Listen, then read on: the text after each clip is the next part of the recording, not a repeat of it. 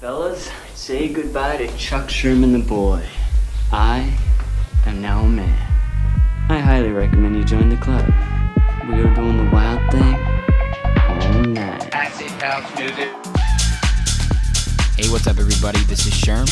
Sherman, I cook all this food. Is that all you gonna eat? General Sherman realized and understood the importance of house music. So, do you know anything about techno?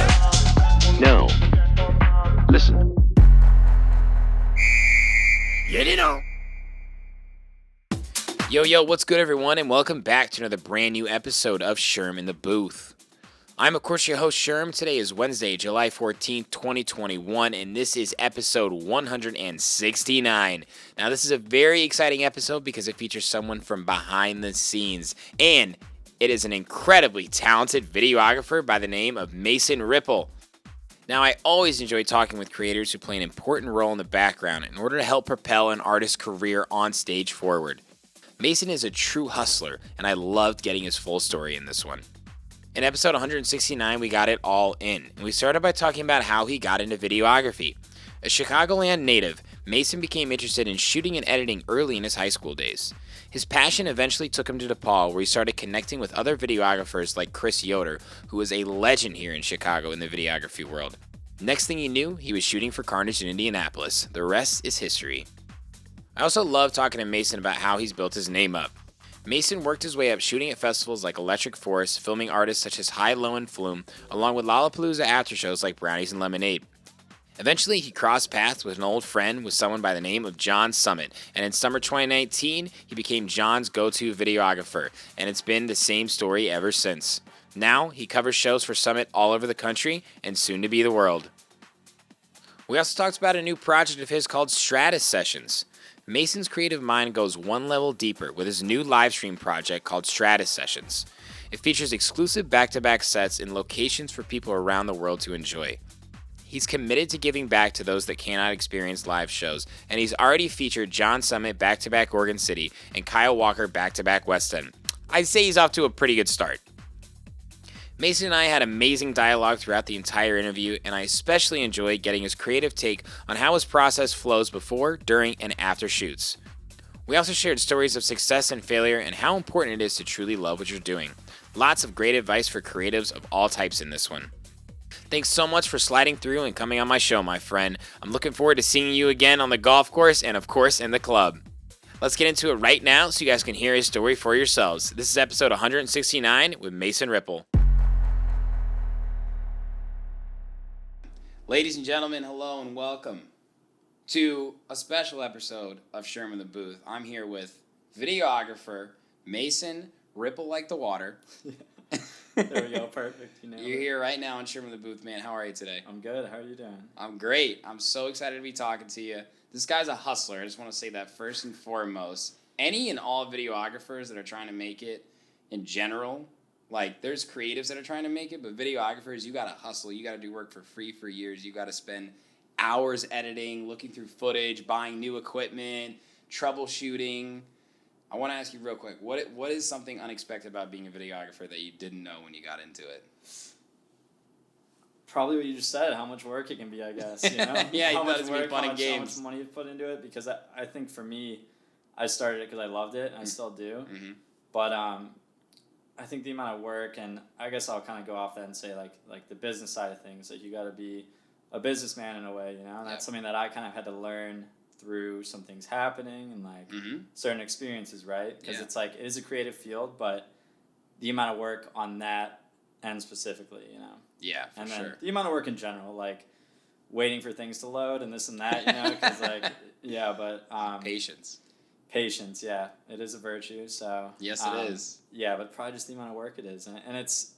I love doing it, though, because it's fun work, you know? I don't mind putting that extra effort because I enjoy it. Yeah. But, yeah, when you kind of turn a passion into a profession... Yeah. It, you know... You're kind of taken aback by the amount of work it takes, but... So true, man. Yeah. So true. And it's like we talked about outside. It's like, you love what you do, and it's still work, right? I think so many people are like, oh, I love what I do. It doesn't feel like work. No, it's work.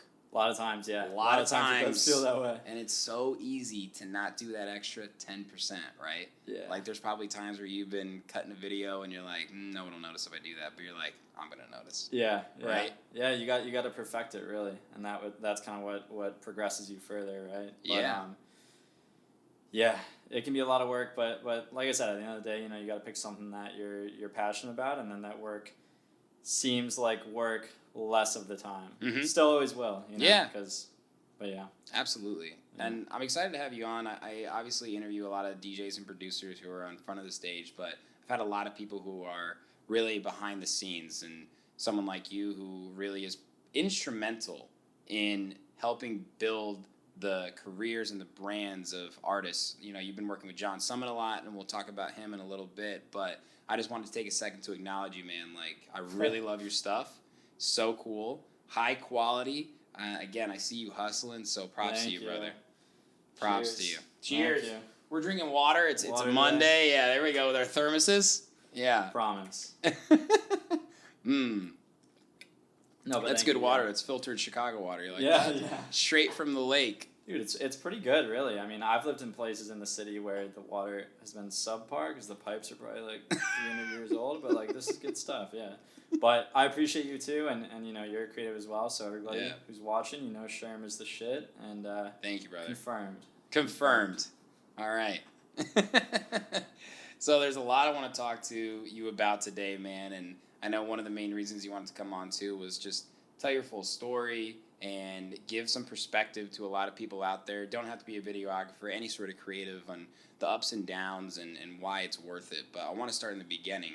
You're from Chicago, right? Yeah, I'm from the suburbs. Okay. But, yeah. What suburb? Naperville. Naperville, and that's Dirty Nate. 630, yeah. Fucking massive city, by the way. I think a lot of people don't know that are It's not big, from yeah. Chicago. How many people? It's like 300,000 people? Maybe now the signs still say like 140,000, but Dude, they've said there's there's yeah. definitely more. Yeah, they've said that since I lived there. So I've lived in the city now for like 7 years, but Okay. I lived there. Grew up in the same house, lived there until I went to college. So, Yeah. Yeah, I mean at least 200,000, let's say. But It's big. It's big, yeah. And Aurora's close by, which is big, but yeah, it's big. There's a lot of people that are from there, and it has a stereotype, but it's a good place to grow up at the end of the day. Yeah, so. for sure, man. Yeah. I know a lot of people from Naperville, good people from there. Yeah, a lot of good people. Yeah, For it's a sure. bit of a bubble, so I think coming to the city was like really good for me. Yeah. And it's good for everybody who moves out, but For sure. it's a great place. For Did sure. you have a big family? 5. So I got 2 brothers. I got a brother and a sister. Okay. They're twins. They're younger than me. So Nice. yeah, but we have like extended family that lives around. So it was kind of like, so my parents stayed there and stuff. But Real Midwestern family, though, yeah, right? yeah, Midwestern kindness, hospitality, all the above. Are you a yeah. sports guy?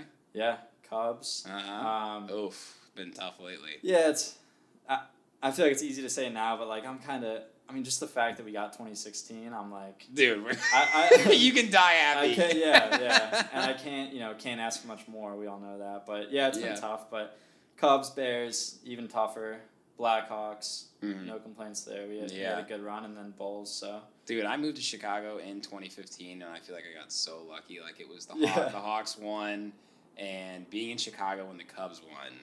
next level, like that's some shit you tell Where your were grandkids you at in the about. city? Do you remember? So that's when I moved to the city because I went to DePaul. So Okay. I was living in Lincoln Park, which Yeah. is great because me Amazing. and my friend we walked up Sheffield all the way to Wrigley. So like Yeah. that's something that it's like There I you actually go. transferred schools. So I know you got the Indiana connection. I went to IU for a year. Oh, okay. Yeah, and then Cool. I transferred to DePaul. I transferred just to see the Cubs win the World Series, and it paid off. Are you fucking kidding me? It's a joke, no. But that was like the highlight of my college experience, probably. Yeah, so, like, yeah. No, you knew. Yeah. I You had knew. a feeling. Yeah, You deserved yeah. it. Well, the year before they got demolished in the NLCS, so True. I was like, maybe the mojo isn't there. I got to move back to the city or something. They were always on your mind, though. Yeah. Oh yeah. Day So one, you left Naperville and went to IU as a freshman? Yeah. How'd you make that decision then to go down to Indiana? I think like a lot of kids, it was like get the traditional college experience, and I Sure. think that was an interesting time in like my whole creative path and journey. Right, it's because I went to IU. They had a good media school. I thought I wanted to do media and film. That's why I was telecommunications. Yeah. Yeah. You went there? Yeah, Oh, I didn't know media that school. shit, yeah. Bro. Really great media school, and it was when I went there, it was like the new media school too. So they were building a new building and everything. Beautiful. And, yeah, great, like dope. And that was part of the reason I went there.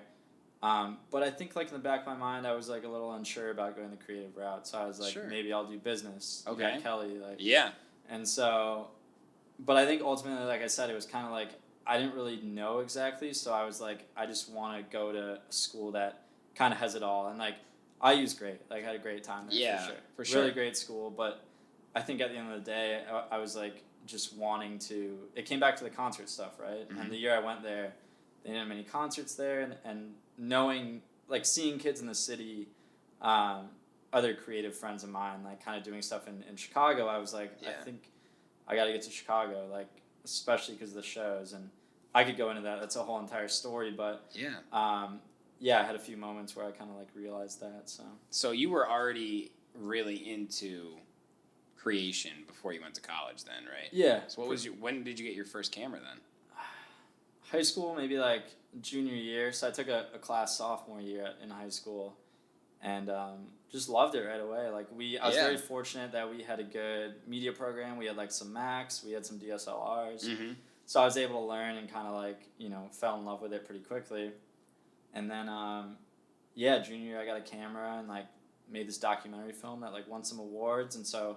So you were shooting film. You weren't just taking photos. Yeah, I was doing video, yeah. Yeah, So, okay. Yeah, I didn't. Yeah, a lot of people do start with photo, but I think editing kind of got me into it initially. Like, really? I really liked editing to music. I thought that was fun. Yeah. And so, but then I enjoyed shooting, and high school, probably like sophomore, junior year. Did you have friends that you were doing all this with then? Not really. Like, I kind of just did it on my own. Because it wasn't, I feel like everybody who does video stuff, like, so many people, it's like, oh, well, I started, like, making videos with my friends, or, like, skateboard films is one I hear a lot, which is dope. Like, that's sick. But so true. I was, like, just making our, like, bullshit, like, high school projects and, like, edit together, like, recut a film or something. But I just, like, loved it right away. I enjoyed being creative, so. No, I didn't really have friends I was doing it with. I met some friends who kind of liked it, but the media class at our school was kind of like a slack-off class. So, like, some kids would take it just to get, like, an easy A. Yeah. And I took it to take it, and then I, like, was, like, going hard for the easy A. So, like, I didn't really have friends who did it, but I met some people, like later on who were passionate about it. And then when I went to the city, I met a lot of people too. So yeah, of course. Yeah. So then you originally went to IU to kind of pursue that passionate school that had it all, and then you saw your friends in Chicago doing what you thought you wanted to do. Yeah. Then went there. I don't know a lot of people actually transfer at their freshman year. Was that like tough for you at all? Because did you settle into IU? You kind of had a temporary vibe. It was tough at first because most of my friends were at IU, and I do think that's part of the reason I went. I had, like, my two best friends went there. One transferred out, actually, but I was living with, like, my best friend sophomore year, second semester, so I feel like that was a testament to, like, the fact that I, like, really felt like I needed to, like, come back here just to pursue this stuff. Yeah. Because it was fun and stuff, and I did feel like I was leaving a lot behind, but nothing, like, I knew I'd have those friendships and stuff, so, like, I figured I would come here. But I actually, being from the suburbs, I didn't really know many kids at all in the city. Like, I had 0 friends in the city, which is, just because kids go off to a lot of friends at Iowa, a lot of friends at Indiana, a lot of friends at U of I. But I didn't really have any friends that went to city schools, maybe like 1 or 2, but not like really close friends. So it was a little daunting, but I kind of was just like, I'm going to make it work. And, met some kids quickly at DePaul. And when you say friends who do it, I have a really good friend who I'm still great friends with now, who I met freshman year, and he, kind of wanted to do the same electronic music video stuff. What's his name? Julian Romano. All right, so shout out Julian. If you're watching. Yes, my sir. boy. Such a great kid, and he's got a big year ahead of him. Awesome. He, very talented, and we met in class. Had I saw like a Cascade sticker on his MacBook, maybe an Odessa one too. And I was like, damn, dude, like you concert stuff, you like electronic music, yeah.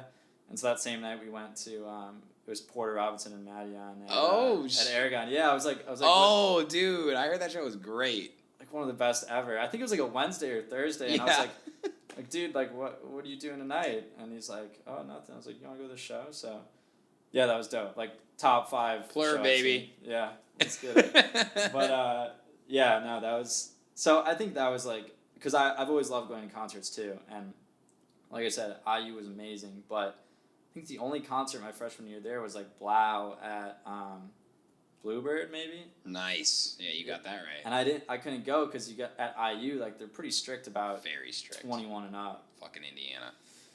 Which is surprising because it's so like, you know, anyways. So yeah, man, I was like really wanting just itching for concerts, shooting and going to them, you know, it's what I always love to do. So, but yeah. You just started really inching towards it, right? Yeah.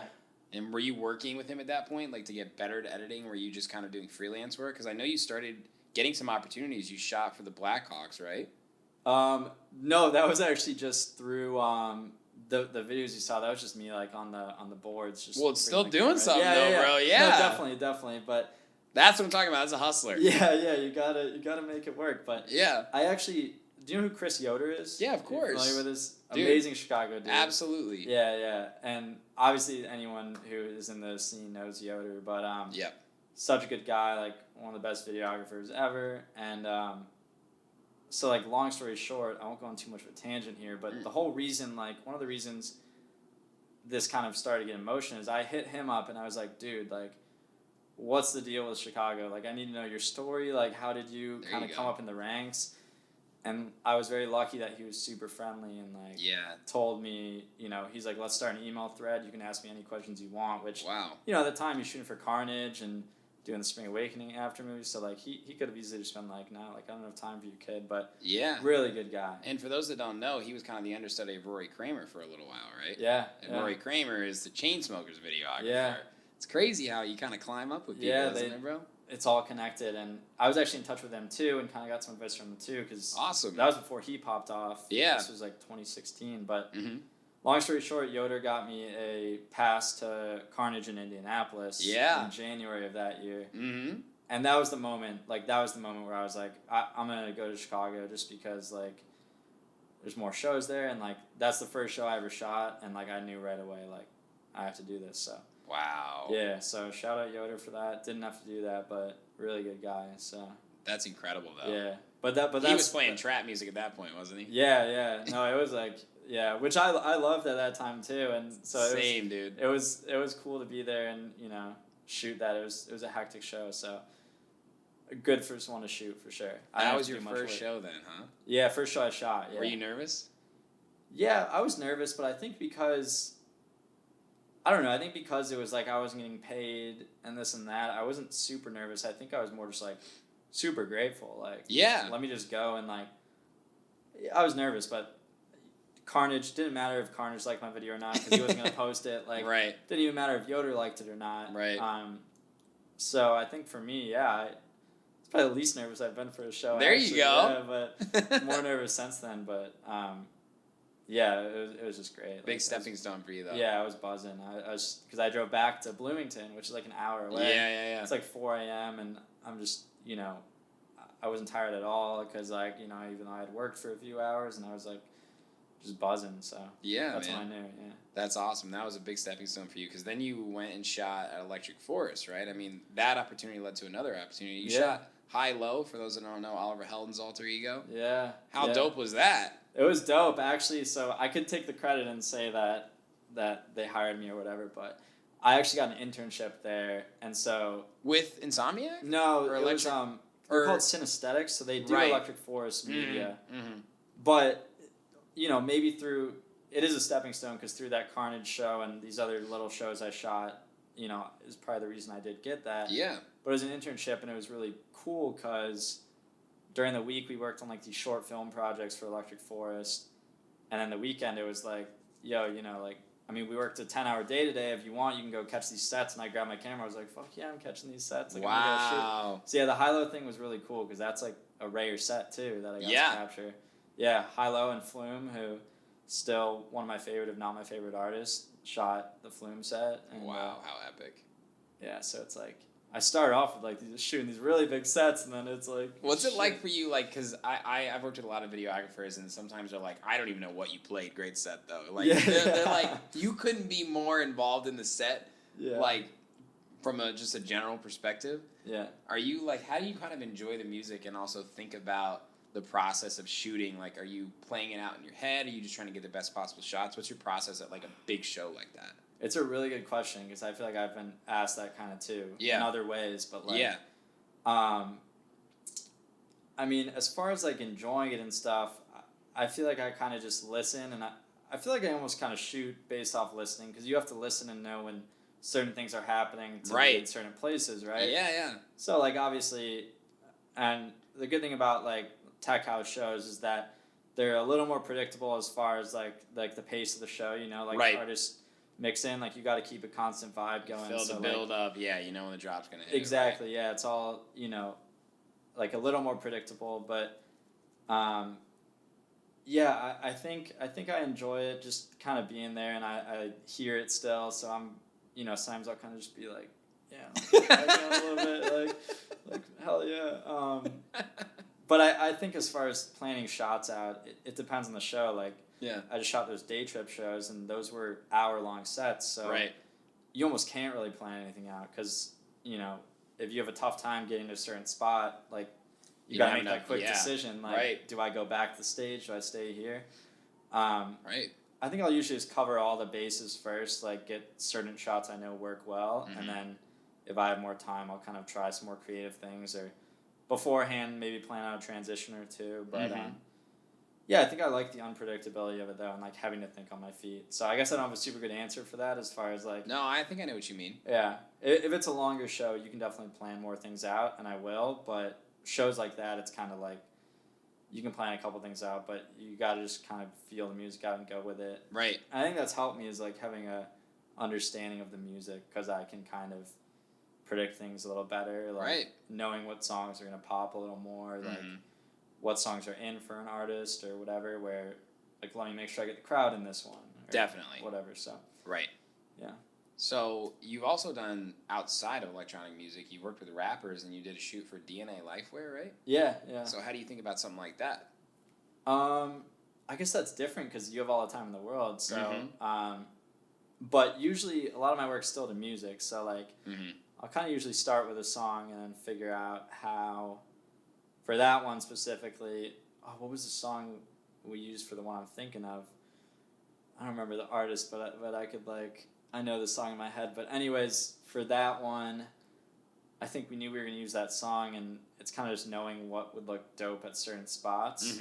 But even then, a lot of my work is kind of run and gun stuff. So like, what do you mean by that? Like we'll go out and it'll just be me and my camera. I won't have a crew. Some stuff I'll have crews for. I've worked as parts of crews, but like for that one, I think we were like, let's go to the city and just like shoot some dope stuff. Like So mainly planning out spots and then kind of just like winging it for the day, I guess. Yeah, that's fun. Yeah, but for that, you can plan a little more. I'll plan out some transitions based off the music. Like I don't know, I've just kind of always like edited the music and known like if this build up would look good with a sunset rather than a sunrise, or this or that, or camera moving left rather than up and down. I don't know. So yeah, for sure. I'll plan some shots out, write them on my phone, but generally it's like.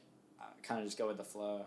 Do you feel like videography and on the creative front too, it's like anything in life, like the more you do it, the more you think about it, right? As you're doing it, like, if you think about your Carnage show for the first time, right? Yeah. And you think about your last show with Day Trip, are there things that you're remembering from the first time that you shot? Like, and then also what have you learned now? Be like, okay, I know I got to get this type of shot. Is it always new? Are you always learning? Or do you feel like you've got your template at this point? That's a good question. I think you do retain things for sure. Yeah. Subconsciously almost? Yeah, I think so, yeah, because learning what does and doesn't work.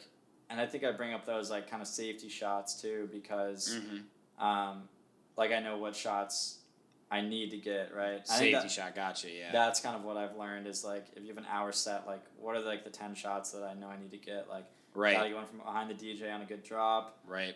Like want to get a gimbal shot of the crowd. Those are always good shots, like in the pit, kind of like of the crowd. Everyone's like screaming in the camera. So I think it's a little bit of both though. Yeah, like subconsciously you just get a little better at knowing where to be and like a little more familiar. But I don't know if I answered that properly at all. No, you but... did. You did a great job. Did a great job, man.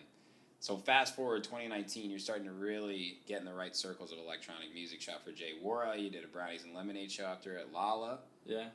That was awesome. How cool was that? Really cool, yeah. Chop Shop, right? Yeah, Chop Shop, which is... Shout out Chop Shop. Shout out Chop Shop, like amazing. It's literally venue. a venue. We got to tell people about this place. Yeah. You walk in, you can get a fucking cold cut and a beer, and then you go in the back, and they got this fucking incredible sound system and this like soundproof venue. Yeah. And it's just so cool. Super cool, like... Yeah. Kind of like nothing else, really. Very Chicago, like right next to the train tracks too. Hella Chicago, because it's on Milwaukee, right? Yeah. It's in Wigger, yeah. Yeah, so I actually first show I went to at Chop Shop. Are you familiar with Selection, like Joe? Yes, K? yeah. Really dope. Because I like a bunch of types of music. Like I love house and electronic music in general, but that's electronic too. But it's definitely different. I love that too. Yeah, for sure. Went to Joe K show there, and I feel like he was like such a good like Chop Shop artist, you know? Because it's like that's type of music too that you could be going for like a steak or a beer or whatever at Chop Shop and like still vibe with the Joe K music. So that was a cool show. But the Brownies Lemonade show was super dope. It was who's on the lineup? San Holo was like the special guest, and then Whipped Cream was on it. Nice. Jaron, I don't know if I'm saying his name right, Jaron or Jaron. I haven't kept up with him since then, but he was like this young kid with a is it San Holo or San Holo? I'm not sure. I think it's San, maybe? San, probably San. Could be San. Yeah, because it's like Han Solo. Yeah. San. It's San. Sorry if you're watching, bro, but San Holo, he had a remix of his song. He was like this, I don't know how old this kid was, like he was maybe like 18 or 19, but he had a remix of the song, and really good remix. So he kind of opened it up. He had like a bunch of energy, so he was really fun to shoot. And the next day at Lala, San Holo actually brought him out for the song, and so that was like really cool. Oh wow! Because I think I went to Lala that day just like as a fan, and then I saw him on stage. I was like, damn, this kid's like really living his best life. That's like, awesome. Yeah. So Jaron, I think his name is Jaron. Check him out. Oh, I think I've seen that name before. Yeah, I don't know how to say it either. Man, we're bad with names. I know, today, like we shouldn't be of all people, but we're out here. Can edit this out, but no. We keep it raw, baby. Yeah, but that was a really cool show. They were on the lineup. Party Pupils too. Yeah, I love Party Pupils. Yeah, they're dope. I like their vibes. So. Really seen them grow over the past 3 or 4 years too. Yeah, they have, dude, and they're like a good like act, like a good performance. They too, are a like, good act. Bunch of energy.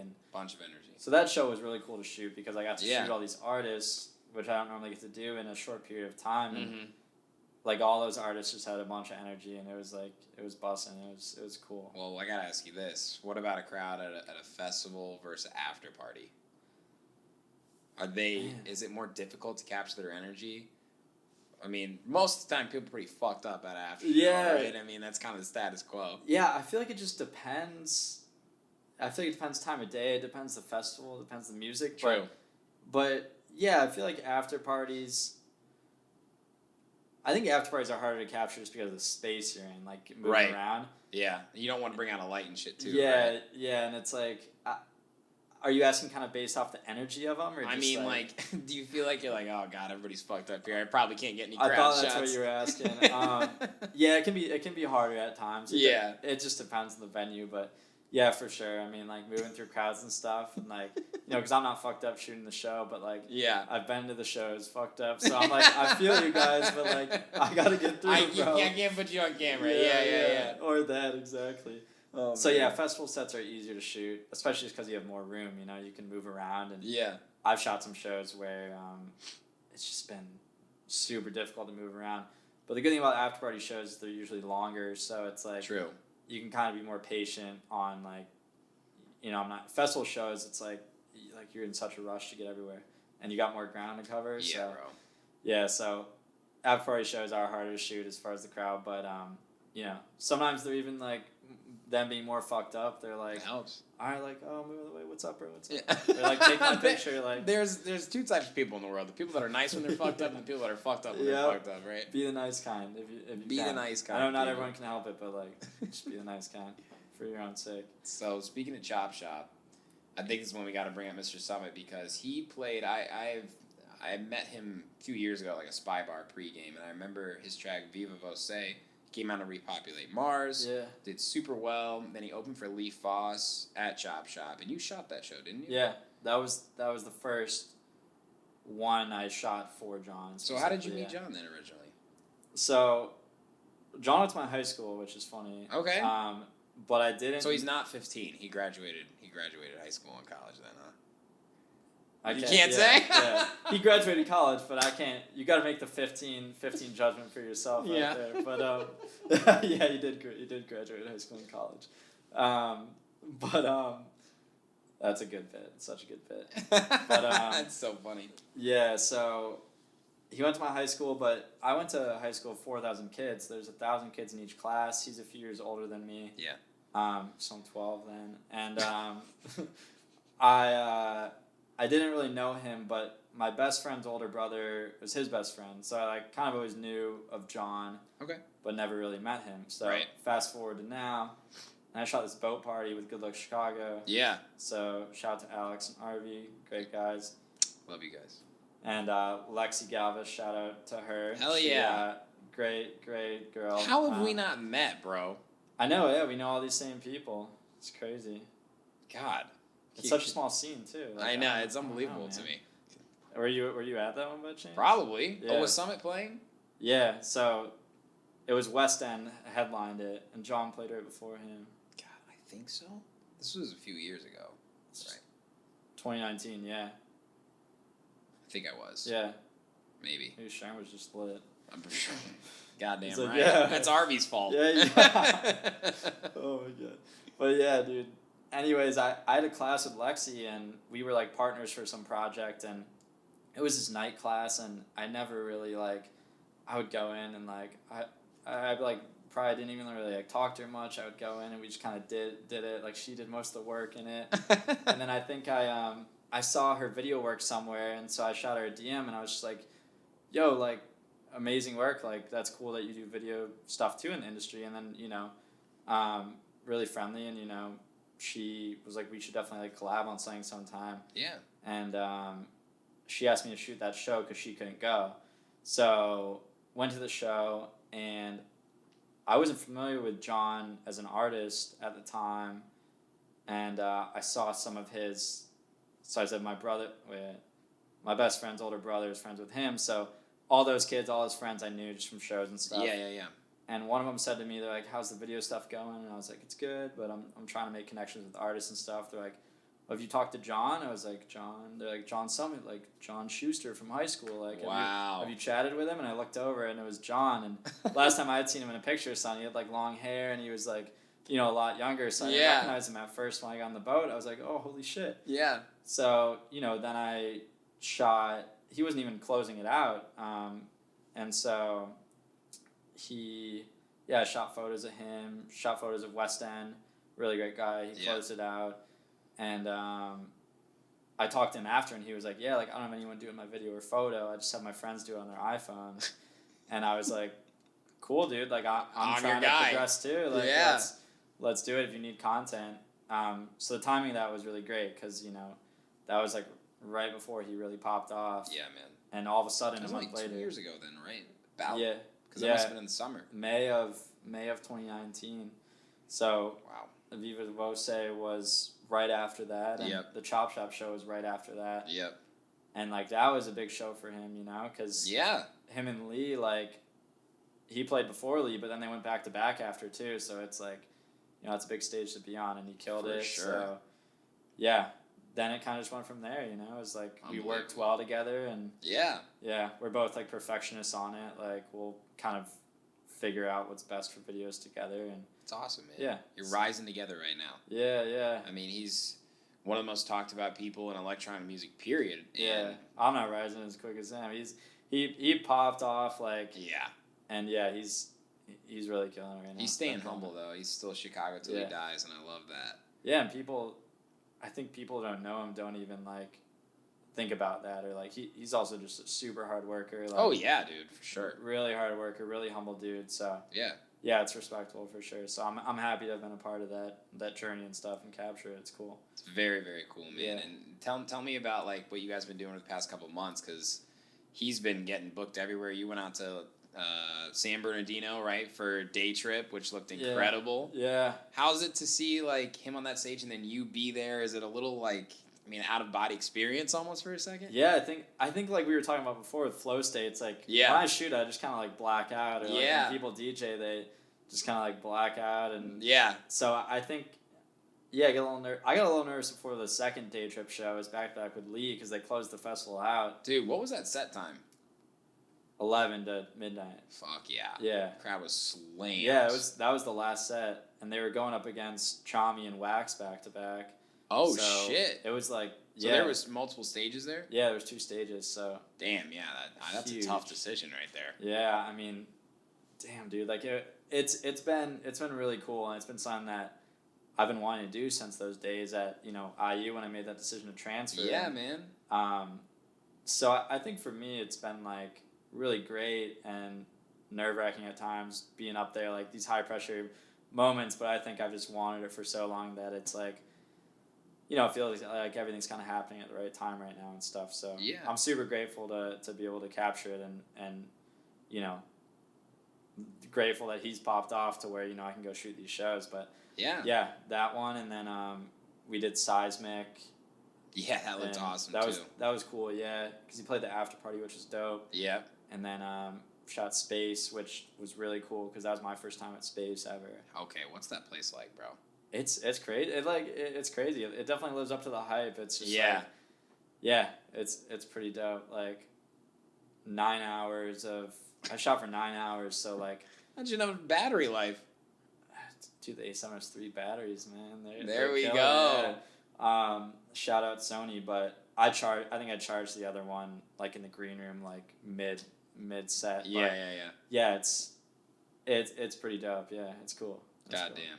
So you're shooting in all different types of environments. Are you holding yourself to a higher standard with your whole process? Did you upgrade your equipment, your editing? I mean, I know you took that stuff seriously. What's changed for you now that things are really happening for your partner?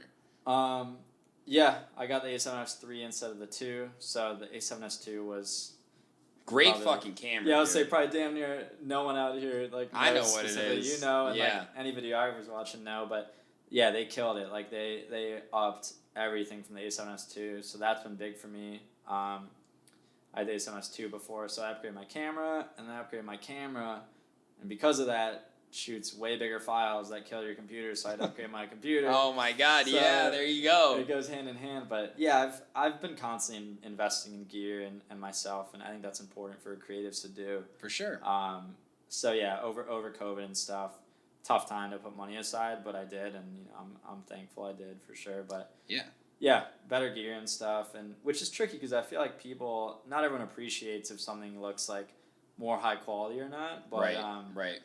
For myself, and then like we said, Yeah, definitely. Like I can nitpick things for sure, and I know other creatives can, but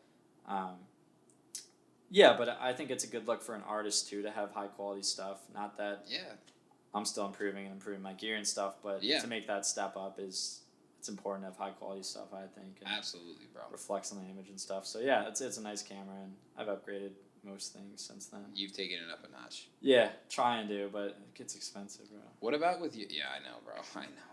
What about with your editing process? Like a question I always ask producers is like, how do you continue to challenge yourself? How do you continue to learn? A lot of times the answer is YouTube University, working with other people. Do you collaborate with other videographers? Do you look on YouTube? Are there courses to take? Yeah, I do. I learn a lot on YouTube. Like usually, because I feel like I have a pretty creative mind. So I'll usually think of a transition or something I want to do. Okay. And then I'll somehow try and keyword in YouTube. It's usually not right, but it'd be like, whatever, Yeah. And so I'll kind of learn that way. I work close, like my friend, like we'll chat a lot. Julian, I mentioned. Mm-hmm. We'll chat a lot, and some other videographers I'll chat with, but I usually just kind of like figure out my own stuff because I don't know. I kind of just do it that way. Yeah. And I think creatives in general are pretty cool about this and that, but I feel like some like might not want to give secrets away or whatever. So I won't. Yeah. I usually won't like directly like chat with people. But yeah. I'll give mine away though. I don't care. I don't have too many, so I can. Yeah. But yeah, YouTube University is the way to go. I think for anyone For sure. wanting to learn. Is that how you learned all the podcast stuff? So much stuff. I love YouTube. And we grew up when YouTube became a thing.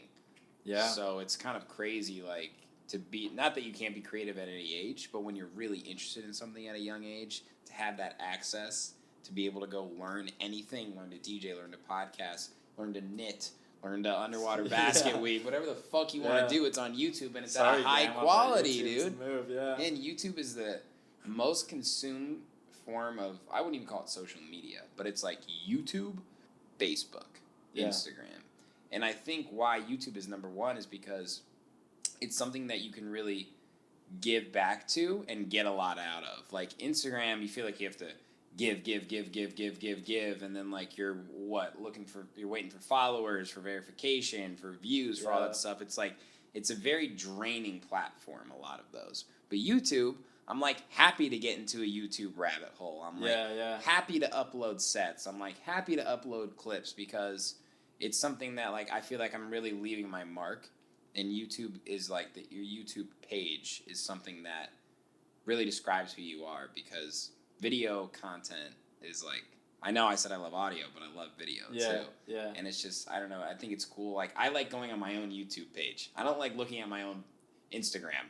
You know what I mean? Like, sure I do just to maintain everything, but that's why I love YouTube. I feel like it's just like a good representation of who you are. Yeah, and especially too because you can like, there's no limits on video length or resolution or this. Yes. Like, so I agree 100%. Definitely.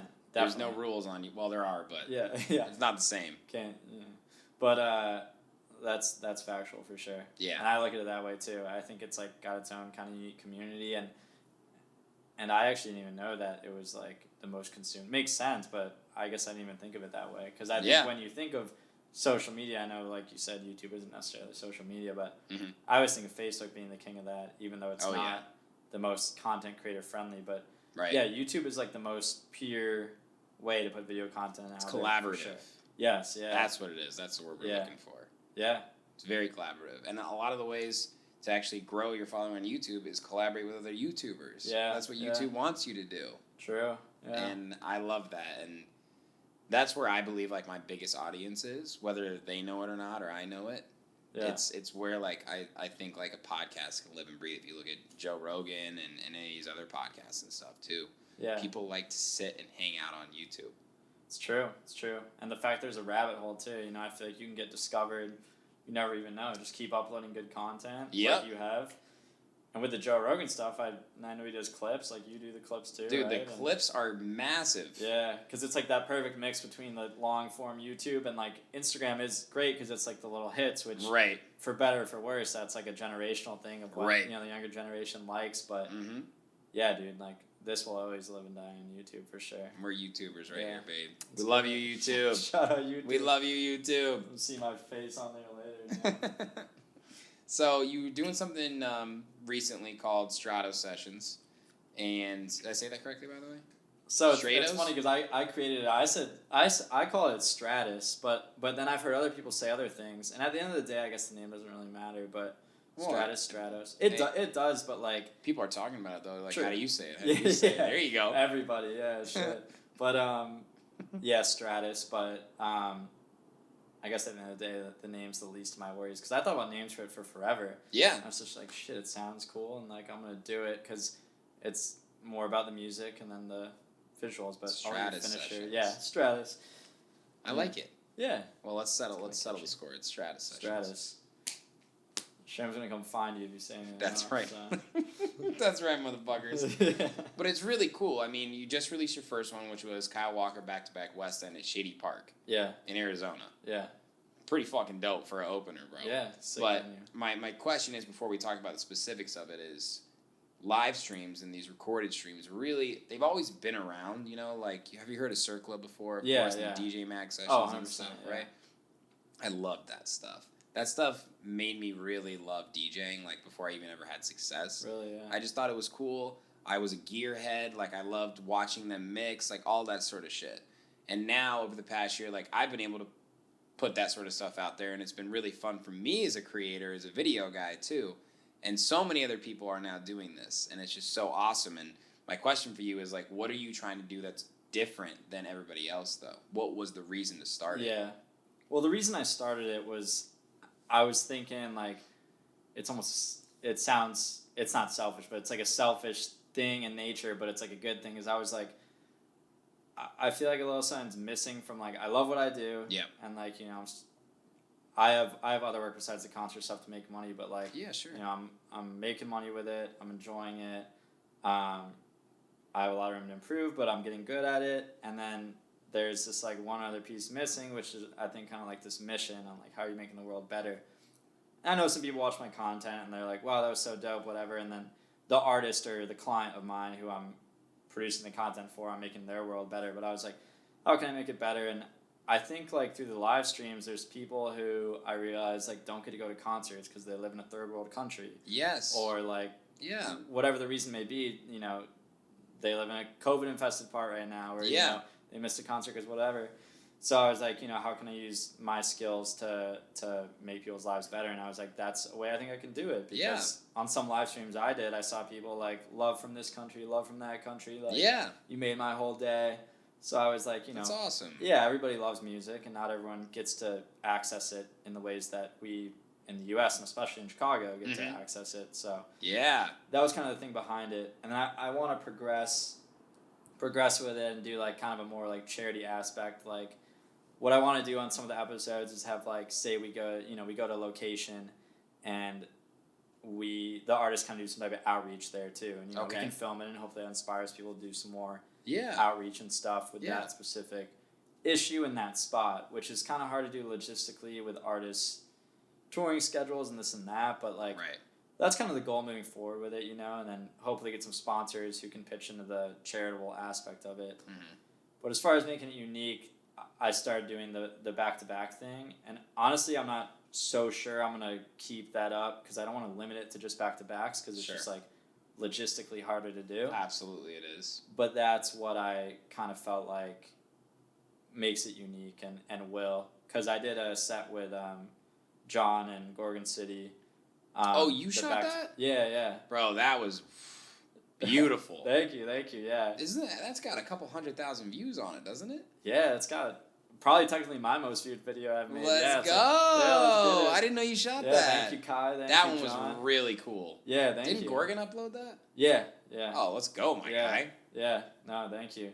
That was dope. So beautiful night, too. Yeah. You guys got to go check out that set. That's really well That's done. a great set, too, and that was actually the first time, tangent here, but John played Make Me Feel, and that was the first time I had heard the track, and, like, I almost dropped my camera. Like, I looked at my friend Julian, who was recording it, and the one Kai played right after was some LA Riot song that was unreleased at the time, too. So as a fan, like, those 5 minutes, I was like, yo, like, this is it. Like, got you. But anyways, so that was cool.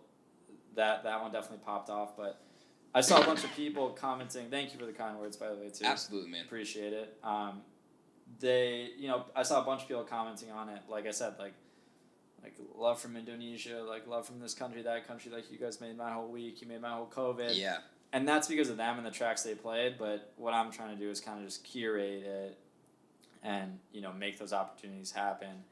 And with the back-to-backs, I think a lot of people were like, this is a combination I never knew I needed, like John Summit and Gorgon City. Yes. Because their music styles are different, you know, same-ish, but different, like same subgenre. But it brings out a different side of each other, though, right? Yeah. Yeah, because they're, like, catering each other, but still playing their own stuff. And it's kind of adds to a little element of, like, you don't know what track you're going to get next. And, also their personalities too, like, you know, they come out a little in the video. Yeah, and, they do. Once those IPAs start hitting and stuff, you know, like, everyone gets a little looser, but they're, like, such great guys, both of them. So it was just, like, a fun energy, like, and you could tell that by the way they were interacting and the tracks they were playing. And so that for me kind of sparked it. I was like, how can I do some more of this, right? Because the tricky thing with live streams too is that this is for us, is like, I don't view live streams as much anymore, of course, because I would always prefer to go to a show. Yeah, but we're not stuck inside anymore. Yeah, so right. But that's why with Stratus, it's the goal to make them all most of them live shows, you know, like the Shady Park one we didn't do because we couldn't get a date there. Yeah. But and then the one coming up wasn't a live show, but it's in a dope spot. So Chris Diaz, DJ Susan, I'll plug that because they're the boys. So you Sharks went boys. to Tulum with them. Yeah, and we just did it. Yeah. And Jenny sang too, right? Oh yeah, Jenny too. Yeah, she came on for like 4 or 5 tracks, killed it. Dude, Yeah. I can't wait to see that. When's that coming out? We're gonna drop it. When's this episode coming out? Wednesday. Yeah. The 14th. So yeah, in about a week. Yeah. Okay. Drop it on the 21st. So 21st ish. Yeah. Fuck yeah. Next week, Monday. Yeah. Woo! So yeah, that's a dope one for sure. That's awesome. And you speak about when I said 2 artists whose energies like both of them and Jenny like some of the greatest people, like just great energies. Absolutely. So bro. positive and yeah. Couldn't agree. Good Yeah. vibes worldwide from the Hood Poly crew. Yeah, shout out to all of them and so I think that episode embodies too what I'm trying to do, you know? Like Yeah. I'm trying to make people's day. Like I Right. might not look at a live set the same way as someone else because I can go to shows and it's not my primary source of consuming house music, Yeah. but like No, this is interesting. You're thinking a lot of times when I try and think about content to create, I think like, all right, what is something that I would like? What's something Yes, that I would yeah. watch? You're thinking about something that other people would watch. You may not consume it like that, but yeah. there's so many people who can't go to shows yeah. like we're going to. Not everybody lives in Chicago or travels around to Tulum and LA and stuff, Yeah, right? I yeah. feel you. Yeah, and like I said, it comes from it's selfless, but it comes from a little selfish thing because I feel like that was kind of missing, and I was like, and you can always go out and like do community service man. and stuff, but it's like when I'm doing this, I'm fulfilling. There's this Japanese concept called ikigai. I don't know if you've heard of it, but Okay, it's I think. simple, but it's like interesting. Is it's those 4 things. It's like to be happy in life, got to do something you're good at. Yep. Got to do something that makes you money, something you enjoy doing, and then something that's like a mission of the world that makes the world a better place. Wow. And what I do does fulfill all those things in some type of way, but I was like, this kind of hits more on the mission thing, and I like doing it. Hopefully someday it'll make me money, and then, I'm getting better at it. So Yeah. yeah, so that's kind of the reason behind it. So we'll see where it goes, but Very cool, man. yeah, Good for you. yeah. I love that. Let's go around of applause. Good guy But over here. exactly, like you fulfill those things too, because like you give people a platform to talk, and that's Yeah. a special thing too, and Yeah, I people appreciate pick stuff up from the show. So I got to tell you, in San Diego, man, it was wild for me because like DJ Susan is like a god there. it looked wild. But I was like standing next to him. I went to I wasn't allowed to leave his side, and I was like decked in Hood Poly gear, and I was standing next to him at Chris Lake, and it's this after show, and like all these random people kept coming up to me like, being like, "Oh, you're Sherm. Like I saw you do the Hood Politics things on Wednesdays with Susan. Like I followed you. I love your podcast. Listen to this episode." Yeah. My girlfriend and brother with me, and they were like, "What the fuck?" Yeah. And I was like, "Damn!" Like That's gotta feel good though. yeah, it was crazy for me. Like, I mean, Yeah. it wasn't like a line of people, but like the fact that anybody came up and was like, Yeah. "I recognize you," and even when I wasn't next to him, too, people like came up to me, Yeah. and it's good because they didn't say like, "Oh, I saw this video." It's like I saw that, then I followed you, then I watched this, Yeah. and I'm like, okay, that's awesome because that's what I'm trying to do. Yeah. Trying to just make a little bit of an impact, and you say only if one person enjoys it, then it's worth it to me. Yeah.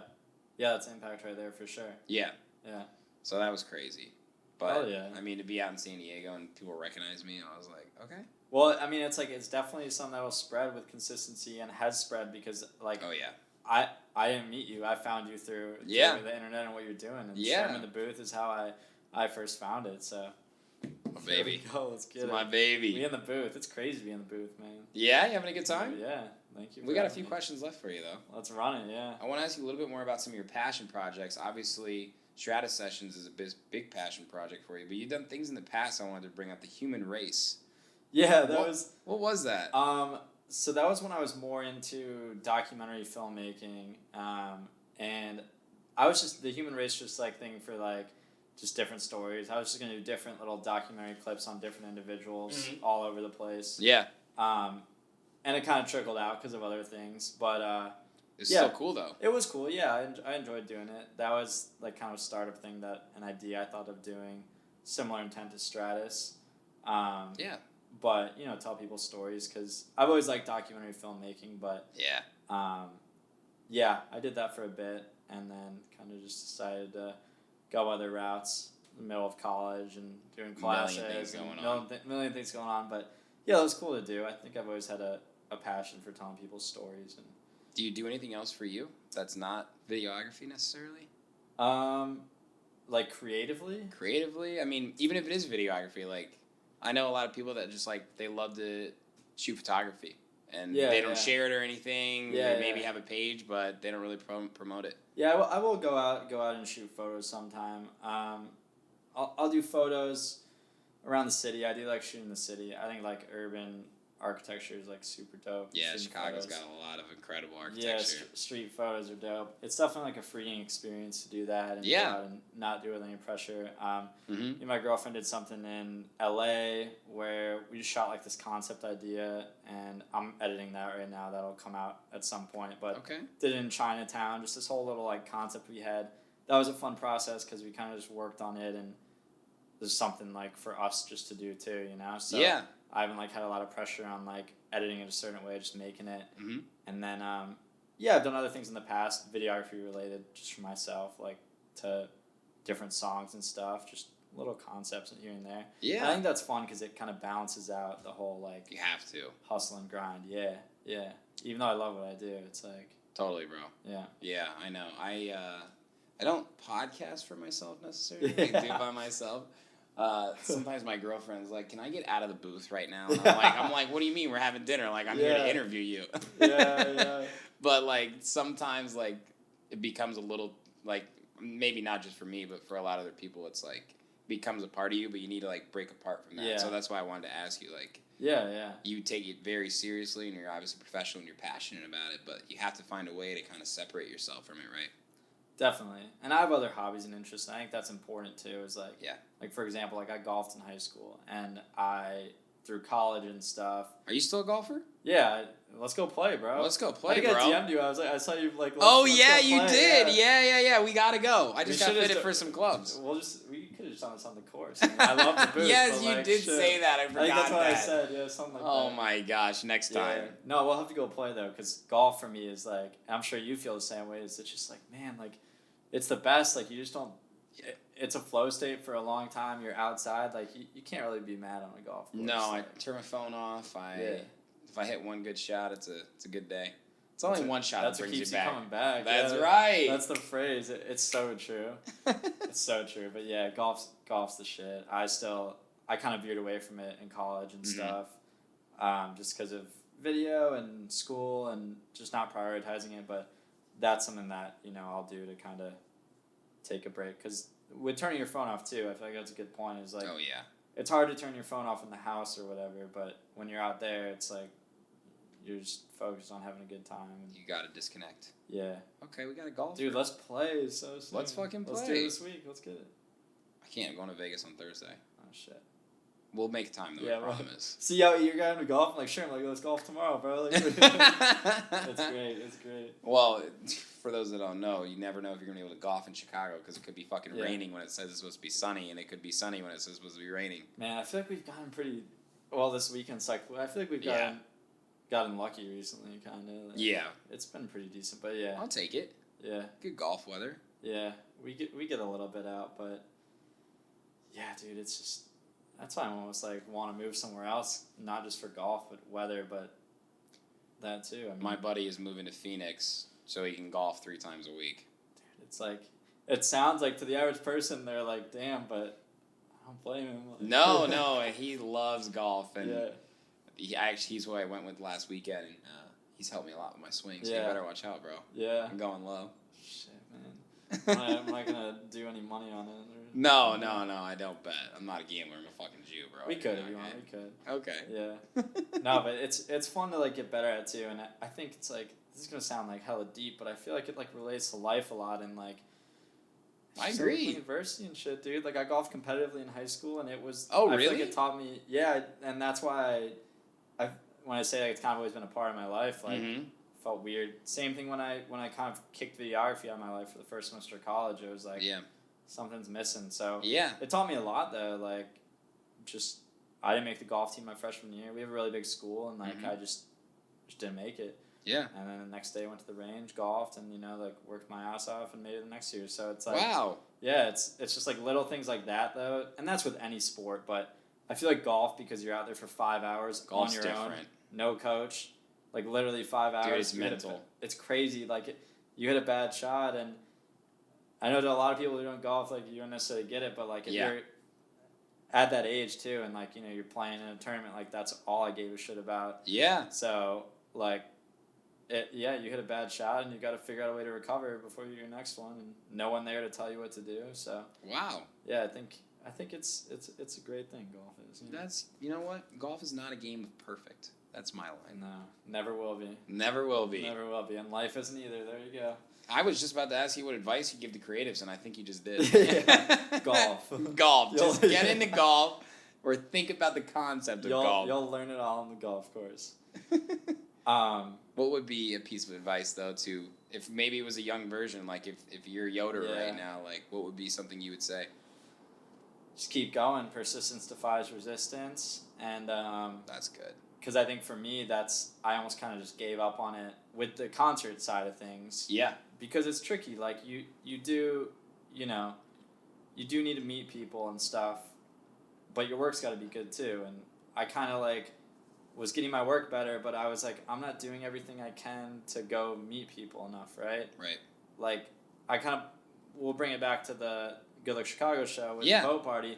Like, even though I just like kind of like DM'd Lexi and like decided to go, I also just got back in from out of town, so I could have said no to that shoot, but I said yes to it. I went out there, I talked to people, and because I had gone that night, me and John probably still would have crossed paths because we have that hometown connection, but we crossed paths at the right timing, and I would say to creatives, just put yourselves in position to win. Yeah. And in the moment, it might not seem like, you might not win that night or that week or month, but you got to just keep rolling the dice, Yeah. Like, just keep persisting, because if you work at your craft, you meet people, like, you'll get places, and I still got a ways to go, but I'm still keeping that in mind. Like, I keep putting my work out there, and keep rolling the dice. Keep rolling the dice, going outside your comfort zone. Yeah. What's your best piece of advice? My best piece of advice? Honestly, such a similar thing, man. You've been through it for sure. Make sure whatever you're going to do, you love it in a genuine way, if it would never make you money. And if you can't ever get it to make you money, whatever that is, then that's okay. Find other ways, but you have to love it for the right reasons. Like, I've been doing this podcast for almost 5 years now, and it's still not even halfway to where I want it to be. But I say it almost every episode. If only me and you listen to this, wouldn't matter to me, man, because I'm enjoying this. This is something that I genuinely enjoy, right? Sure, bro, we may not make $1 million off this, maybe one day. But YouTube. But that's the thing about it is people get into industries, jobs, passions, whatever, for the wrong reasons, and they don't see it through. Or they do get into the right reasons, and they don't hit that path of success at the right point that they thought they were going to get. What I'm trying to say is the word longevity should be the most important thing to any creator. Yeah. Eventually, people will quit. Eventually, you'll cut them in line. Eventually, they'll just get out, and you're going to still be there. And that's just how it goes. This guy right here, keep listening, because he's dropping bombs. Yeah, man. I mean, and it's true. It's so true. It's true. And I think COVID actually, blessing the skies, kind of did that a little bit too. Yeah. Kind of like, I don't want to say weeded people out, because like everyone's welcome, everyone can eat. Yeah. I don't care how saturated creative markets are, but like people who are in it for the right reasons are still in it. People quit really fucking hard at one point. Yeah. And like I told you before we went on air, I doubled down. Yeah. I said, this is my time to now expand my footprint on a remote level, because I love the in-person interviews, but I was really not putting myself in a position to grow, because it's great to build your name here in Chicago, but like there's a whole other world out there. I would have never met DJ Susan. I would have never met the people that I interviewed in England and in Europe and all those sort of things. Yeah. So blessing in disguise, yes, and for anybody that has been affected by COVID is absolutely terrible, but I know what you mean. Don't mean it that way. No, of course, and that's the thing too. Is it's like everybody has a different perspective of how the last year went. Yeah. So it's like I stayed optimistic like you. And I agree with you. That's what I'm trying to say. Yeah, I agree completely. There were things to take advantage to find out who you really are.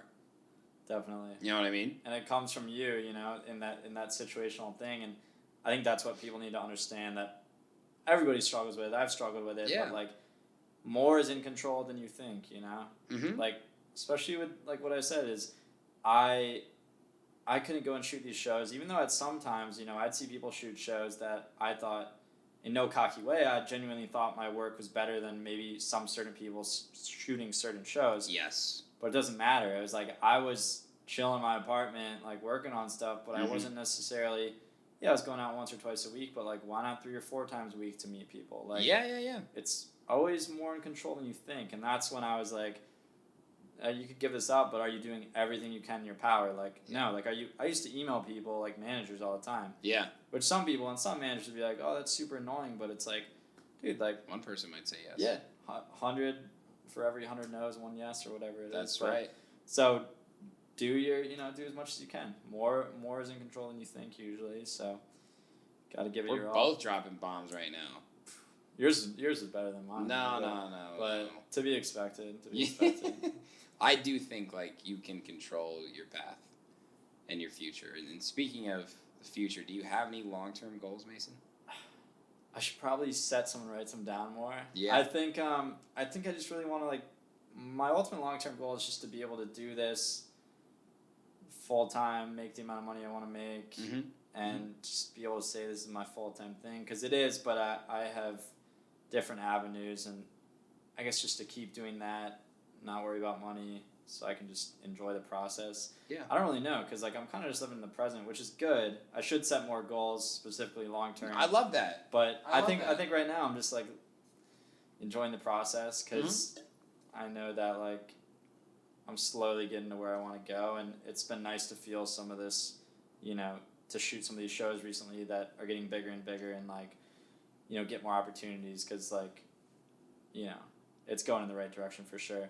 With Stratus, I think the same type of thing. I don't have any specific goals. You know, I could say a subscriber mark or something like that, but I think ultimately I just want to continue to grow that and make cool content, really. For sure, bro. And I think I don't like, I have some goals that like long term, maybe like 5 years. Yeah. You know, I was telling you about some of those, and I didn't get much further than 5 years. And I think that's the thing, is like, you can make long term goals and try and get to them, but dude, we've been saying cliche shit all night, but cliche shit is the trucking truth. Life is a fucking journey, and you never know which way it's gonna go. Right? It's cliche shit for a reason, though. Dude. And it's just the truth. It's the God's honest truth, and I think it's in a weird way, it's mature of you to not know what you want to do long term. I love that. You know what I mean? Yeah. You don't have to have it all. You don't have to have it all figured out, dude. Hope so. Yeah. I agree, and I think, like I said, it's good to have long-term goals. I probably should set some specific ones. Yeah. But like I said, I think kind of just enjoying it right now, making sure I keep working hard, and I don't know. I kind of feel like the long-term goals will kind of follow no matter what they are, as long as it's keeps going the right Stay direction. humble, stay persistent, stay passionate. Speaking I think of you're which, doing pretty good so far, bro. Thank you. And thank you so much. Thanks for having me on the show. Yeah, man. It's I'm been a humbled pleasure. to be here. Like, damn, this guy's the shit.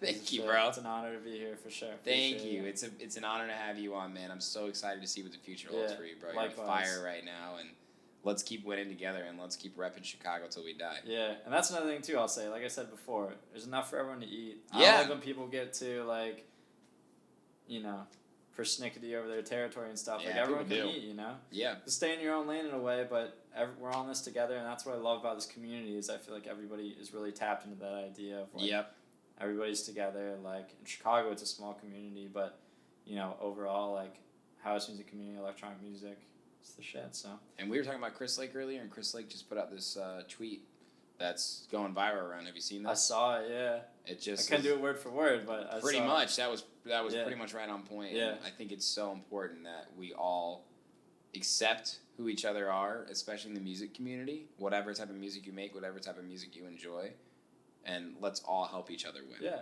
Why not? Collaboration over competition, baby. That's my fucking. Damn, another bomb for Dude. the people. That's what I'm all about. We I have love to it. help each other. Yeah. It's just it's the simple fact of trying to make it right now in the music industry. Yeah. All fax, no printer. Yeah. But thank you so much, bro. This has been awesome. Thank you. You're the man. Appreciate it. Give me some.